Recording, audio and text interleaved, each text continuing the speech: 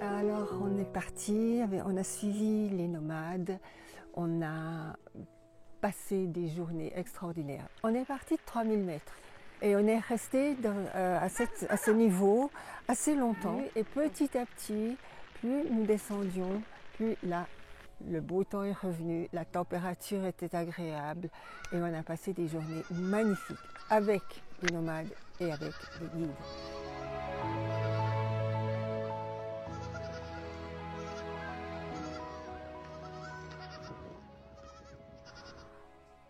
C'est la réalisation d'un rêve qui m'a fait grandir spirituellement grâce à l'humanité de l'ensemble de l'équipe. C'était un beau chemin d'âme en ce qui me concerne. Cette rencontre avec la dureté de leur vie, de cette famille, mais avec une immense liberté. C'est contradictoire, mais c'est très très fort dans ce qu'ils vivent et qui me rappelle à la vie de mes parents. Nous ne parlons pas la même langue, mais nos yeux ont dialogué tout au long du voyage.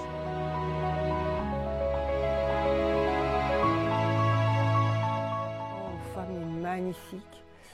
La maman bergère qui cadrait son troupeau d'une façon absolument extraordinaire.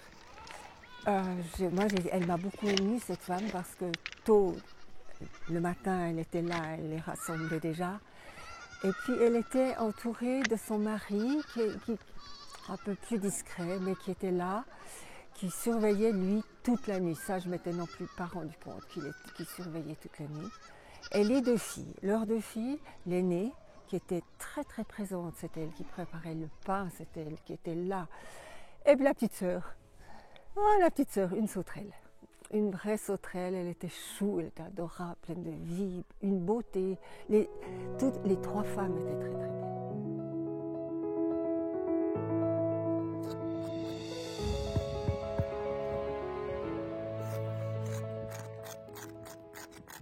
La première chose que je dirais, c'est que c'est vraiment un enchaînement de paysages absolument fabuleux, des chemins incroyables. On n'imagine à peine qu'on puisse y passer en marchant, et en plus on y passe avec toute une caravane avec les chameaux, les ânes et tout ça, et c'est voilà, des falaises vertigineuses, des gorges absolument magnifiques, des lumières extraordinaires. Donc vraiment, du point de vue paysage, c'est quelque chose de tout à fait époustouflant, vraiment.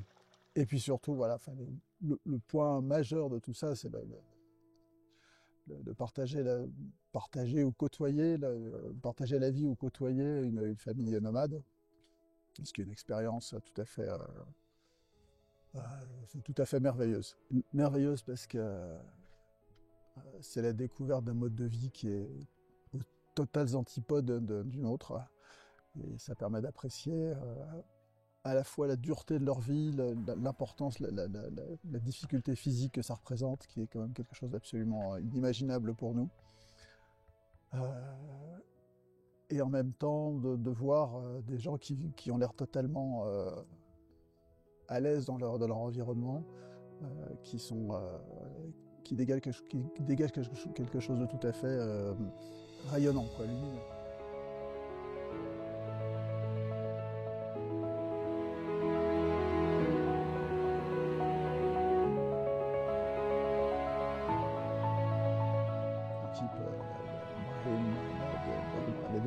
Mohamed, ils sont d'un professionnalisme et d'une efficacité irréprochable, sans faille. Il n'y a vraiment pas eu la moindre accro ou défaillance ou quoi que ce soit. C'était vraiment à chaque instant parfait. Autant en termes de gestion de notre confort que de notre sécurité, enfin à tout point de vue vraiment. Et puis surtout, ils font preuve d'une attention et d'une gentillesse et d'une délicatesse permanente. Enfin, vraiment, c'est une équipe de rêve. Alors évidemment l'équipe. plus que rodé, plus qu'efficace, chacun sachant exactement ce qu'il a à faire. Mohamed à la cuisine, toujours aidé par les autres. Non, on sent qu'il y a une cohésion, qu'il y a quelque chose, ils se connaissent extrêmement bien entre eux, ils savent comment s'entraider, être là au bon moment. C'est une équipe efficace, agréable, sur tous les coups. Ali, il m'a conduit pas à pas sur ce chemin de croissance physique et aussi spirituelle dans ce qu'il m'a expliqué de sa vie.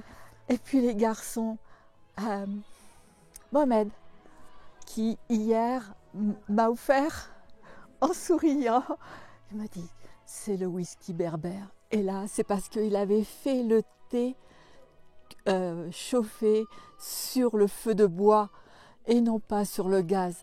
Et là aussi, la terre, le bois restitue son parfum et le donne au thé. J'ai eu toute la dimension de ce qu'ils sont et ça, c'est magnifique.